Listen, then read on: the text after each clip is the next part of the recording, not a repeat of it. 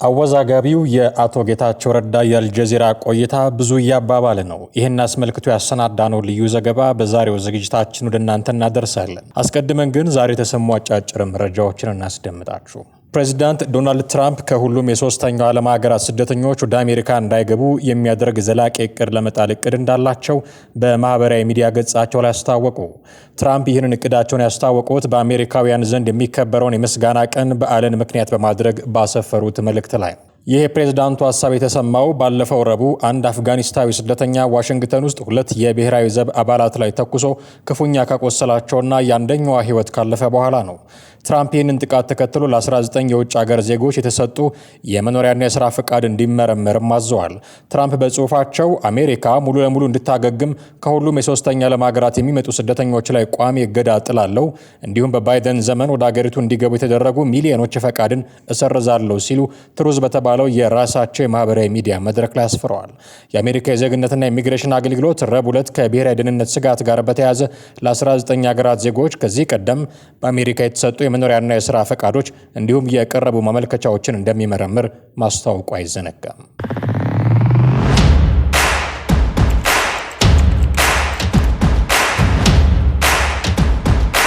ምስራቅ እዝ በተሰማራባቸው የጎጃም የግዳጅ ቀጠናዎች ባደረገው ኦፕሬሽን 209 ታጣቂዎችን መደምሰሱን ገለጸ። እዙ ከህዳር 3 እስከ 17 ቀን 2018 ዓ.ም ድረስ በሰሜን ጎጃም፣ በምዕራብ ጎጃም እና በአዊ ብሔረሰብ አስተዳደር ባደረገው የተቀናጀ ስምሪት ህዝብን ሲያማረሩና ሰላም ሲነሱ የነበሩ ታጣቂዎችን የገቡበት ገብቶ መምታቱን ተናግረዋል። ለእዙ መረጃ ከሆነ ሰራዊቱ በወሰዱ የተቀናጀ ምት ሰብአዊና ማቴሪያላዊ ኪሳራ አድርሷል። በዚህም ኦፕሬሽን 209 ታጣቂዎችን በመደምሰስ 30 በማቁሰል 24 መማረክ የቻለ ሲሆን 10 ወደ ገቦች ሰላምን መርጠው እጅ መስጠታቸውንም ታውቋል። በስምሪቱ 1 ፒኬኤም መትረየስ፣ 48 ኤኬኤም ክላሽ፣ 62 የቃታ መሳሪያ፣ 3 ቺቺ፣ 5 ቦምብ፣ 8 ሽጉጥ፣ 4 የመገናኛ ሬዲዮ ቱሪያ ስልክ፣ 1250 የተለያዩ ጥይትና ተተኳሾች ሲማረኩ በተጨማሪም 1 ድሽቃ፣ 6 መትረየስ፣ 3 ስናይፐርና በርካታ ተተኳሾችም ማውደም ተችሏል ተብሏል።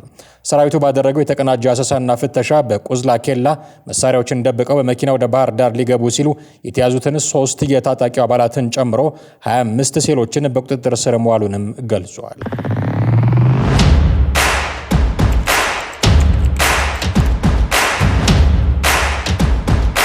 ብዙ ሲያነጋግር የነበረው የአቶ ጌታቸው ረዳ ሙሉ ቃለ መጠይቅ ለህዝብ እይታ መቅረቡ ይታወቃል። ይህ ቃለ መጠይቅ ለእይታ ከቀረበ በኋላ በርካታ ግብረ መልሶችን እያስተናገደ ነው። አቶ ጌታቸው ረዳ እዚህ መድረክ ላይ በመቅረባቸው ጀግንነታቸውን አሳይተዋል ከሚል ሙገሳ ጀምሮ ምን ለማትረፍ የማይገባቸው ቦታ ላይ ተገኙ እስከሚለው ወቀሳ ድረስ ብዙ እየተባለበት ነው።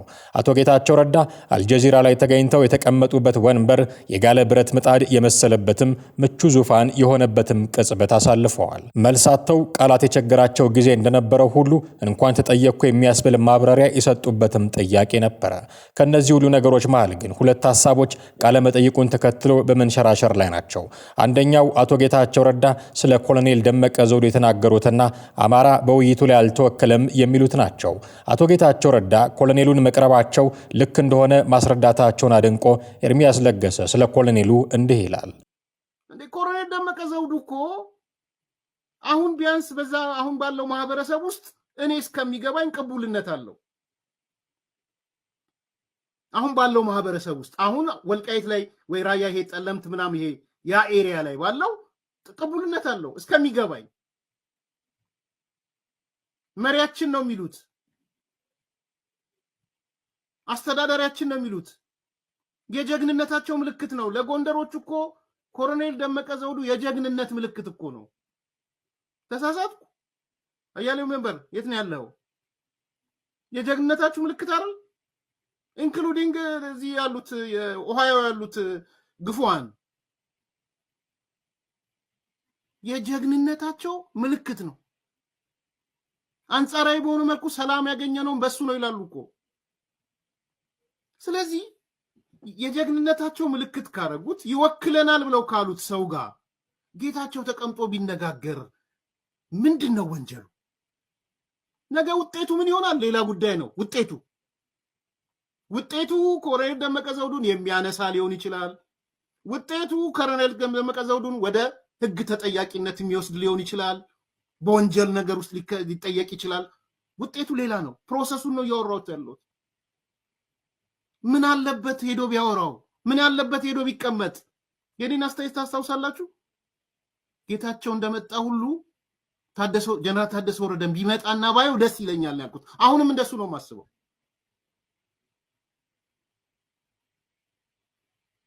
ወርቁ ለማያውቅሽ ታጠኝ ነው። እውነት ለማያውቅሽ ታጠኝ ነው። የማን ትርክት እንዳል አሪፍ ናት እቺ። ወርቁ ለማያውቅሽ ታጠኝ ነው የሚላቸው። ስለዚህ እዚህ ጋር ተፈናቃዮች አልተመለሱም ምናምን ይላሉ እና ጸዳለ። እዚህ ጋር ደግሞ ይመጡና እንዴት ከነ ኮሎኔል ደመቀ ዘውዱ ጋር ትቀመጣለህ?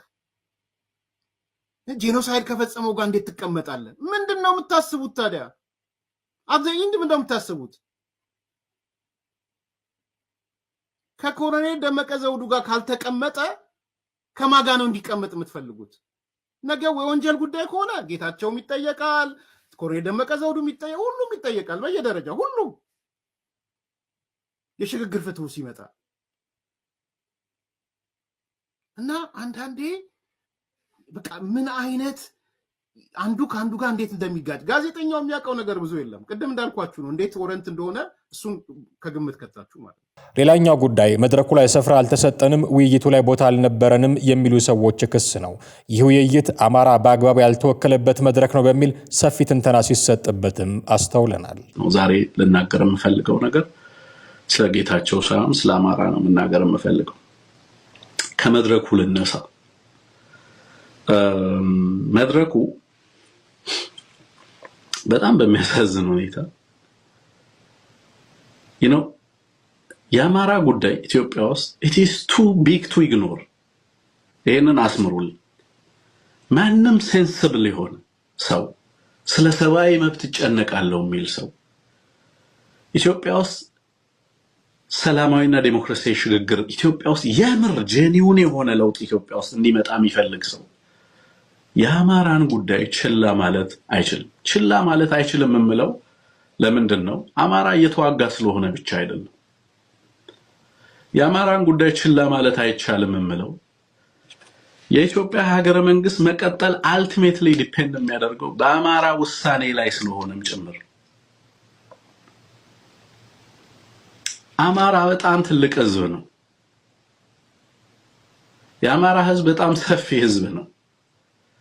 ፖለቲካሊ አማራውን በጣም ማርጂናላይዝ ለማድረግ የፖለቲካ ድምፁ እንዳይሰማ ለማድረግ በዓለም አቀፍ መድረክ ላይ አማራ እንዳይሰማ ለማድረግ ጥረት ቢደረግም አማራው በተጨባጭ ኢትዮጵያ ውስጥ ባለው ኦብጀክቲቭ ሪያሊቲ ተጨባጭ እውነታ አማራውን ኢግኖር ማድረግ የሚቻልበት ሁኔታ ላይ አይደለም ያለ ነው። ያ ዘመን ነበር። ኦፍ ኮርስ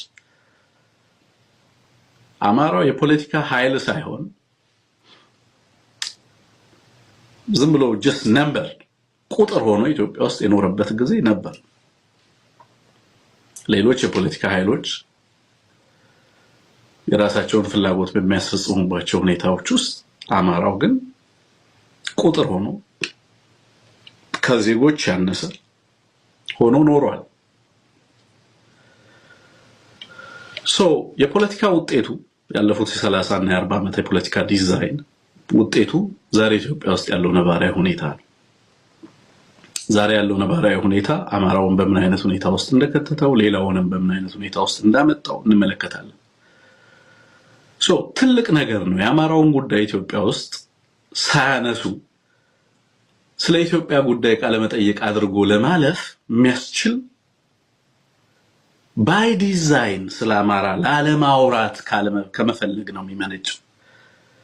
ስትራቴጂካሊ የመረጥከው ምርጫ ካልሆነ በስተቀር ስለ ኢትዮጵያ አውርቶ ስለ አማራ አለማውራት አይቻልም። ስለ ኢትዮጵያ አውርቶ ስለ አማራ አለማውራት አይቻልም። አሁን ስለ ኢትዮጵያ ሰላም አውርቶ የአማራው ክልልን ጦርነት ጉዳይ ሳያወሩ ማለፍ አይቻልም። የኢትዮጵያ ጉዳይ የተፈናቃዮች ጉዳይ ብቻ አይደለም። የተፈናቃዮች ጉዳይ ልክ ነው። ትግራይ ውስጥ ባለው አሁን ፖለቲካዊ ሁኔታ አንገብጋቢ ጉዳይ ነው። ከ15 ሚሊዮን በላይ ህፃናት ትምህርት ቤት አልሄዱም ላለፉት 3 ዓመታት አማራ ውስጥ። ከዛ በፊትም በትግራይ ጦርነት ተብሎ በሚጠራው በትግራይና በአብይ አህመድ ጦርነት ወቅትም የአማራ ትምህርት ቤቶች የአማራ ተማሪዎች ትምህርት ቤት አይሄዱም ነበር። አሁንም ትምህርት ቤት አይሄዱም። የአማራ ሆስፒታሎች ቦምብ የሚጣልባቸው ሆስፒታሎች ናቸው። የአማራ ሐኪሞች ምን እየደረሰባቸው እንደሆነ ክሳቸውን ሁሉ አቅርበናል። እዚህ በቴሌቪዥን ለእናንተ ለማሳየት ሞክረናል።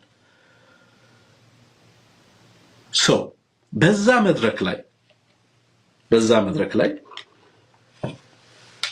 የኢንተርናሽናል የናሬቲቭ አንታይ አማራ ናሬቲቭ የጸረ አማራነት ትርክት በዛ መድረክ ላይ አንድ የአማራን ቮይስ የሚለቅ በሁሉም መድረክ ላይ ነበረው ኤክሰፕት ጌታቸው እዛ ቦታ ላይ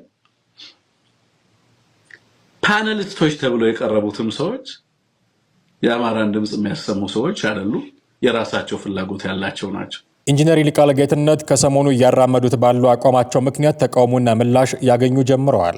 የእስክንድር ነጋ ነገር አላስችል ብሎት ወደ አደባባይ የወጣው እርሱ ከመጣ በኋላ ኢትዮ 360 ያሉት ድርጅት ፍርክስክሱ እንዲወጣ ምክንያት የሆነው ጋዜጠኛ ጌጥዬ ያለው ኢንጂነሩን እንዳይሞቱ እንዳይድኑ አድርጎ ሲተች ተሰምቷል።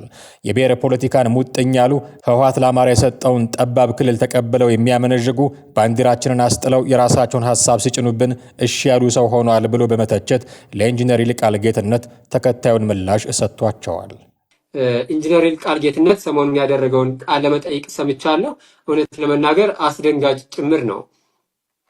በዜግነት ፖለቲካ ውስጥ የነበረ አንድ ሰው ወደ አማራ ብሔርተኝነትም ገና በቅርቡ እየተሳበ እየገባ ያለ አንድ ሰው በዚህ ደረጃ ጭልጥ ብሎ እንደ ወያኔና እንደ ኦነግ የተገንጣይ ብሔርተኝነትን ሲያራምድ ማየት ለአማራ በጣም በጣም አክሳሪ ነው። እውነት ለመናገር ተስፋ ማደርገው ይህንን አስተሳሰብ ብዙሃኑ የአማራ ብሔርተኛ ታጋይ በጠቅላላ ፋኖ የሚሆን ከፋኖ ውጭ ያለው በሰላማዊ ትግል በሚዲያ በምን በአድቮኬሲ የሚታገለው አይገዛውም ብዬ ተስፋ አድርጋለሁ። ብዙሃኑ የሚገዛው ቢሆን ግን ይሄ በጣም አውዳሚ ሀሳብ ነው። ወያኔ 27 ዓመት ሙሉ ሞክሮት ያልተሳካለት ለአማራ እንደዚህ አይነቱን አስተሳሰብ መስጠትን ነበረ። አማራን ብሔርተኛ ለማድረግ ነበር ከኢህዴን ወደ ብአዴንነት የቀየረው። አማራን ብሔርተኛ ለማድረግ ነበር ብአዴንን ከስር ከስር እየኮተኮተ ምን እያለ ክልል ከልሎ የሰጠን አማራን ብሔርተኛ ማለትም እንደዚህ አይነት ተገንጣይ ብሔርተኛ ለማድረግ ነበር። ይሄ ነው ክልላችሁ ብሎ ጎጃም፣ ጎንደር፣ ወሎ፣ ቤት አማራ፣ ሸዋ ይሄ ነው ክልላችሁ። ከዚህ ውጪ አማራ አይደላችሁም። ከዚህ ውጪ ያለው ሌላ ነው፣ የእናንተ አይደለም። አዲስ አበባ የእናንተ አይደለችም። ሐረር የእናንተ አይደለም። ድሬዳዋ የእናንተ አይደለም። እዛ ይርጋለም ሄዳችሁ ከተማ አልመሰረታችሁም። ሌላው አካባቢ ሄዳችሁ ከተማ አልመሰረታችሁም። ሀገር አላቀናችሁም። ሀገር አልመሰረታችሁም። የእናንተ ሀገር የእናንተ መነሻም ይቺ አማራ ክልል ብዬ ካርታ አውጥቼ ከልዬ የሰጠኋችሁ መሬት ብቻ ነች። ይህንን ብቻ ቀንቅኑ፣ አስተሳሰባችሁ ከዚህ ውጭ መውጣት የለበትም ብሎ ነው ወያኔ ክልል የከለለልን። ይሄ ቢጫ ጨርቅ ምን አምጥቶ ይሄ ነው ሰንደቅ ዓላማችሁ ያለን ይህን አረንጓዴ ቢጫ ቀይ ሰንደቅ ዓላማችንን እንድንረሳው ነበረ። ይሄ እናንተ አይደለም። የእናንተ ቢጫ ጨርቅ የራሴ ለትግራይ የሰጠሁትን ትንሽ ገልብጬ ለእናንተ ሰጥቻችኋለሁ። ይሄን ሰንደቅ ዓላማችሁ ይሄን አውለብልቡ። ከዚህ ውጭ ያለው እናንተ አይደለም። አድዋ ይዘውት የዘመቱት የነጻነት የድል የምናምን ሰንደቅ ዓላማ የሚባል ብሎ ነገር የለም። ይሄ ነው ሰንደቅ ዓላማችሁ ብሎ ነበር የሰጠን። የምን የዜግነት ክብር ነው የምታወሩት? መዝሙራችሁ ብሔራዊ መዝሙራችሁ የታታሪ ህዝቦች የታሪክ ማህደር ምን ከሌሎች ብሔሮች ጋር ተከባብረን ተዋደን ገለመን የቅብጥስ እያለ የሚሄድ የአማራ ብሔራዊ መዝሙር ነው። ይህንን ነው መዘመር ያለባችሁ እያለ በትምህርት ቤት ሲያዘምረን በትምህርት ቤት ሰንደቅ ዓላማችሁ ነው እያለ ሲያሰቅለን የቆየው ጨርቅ ያ ነበረ።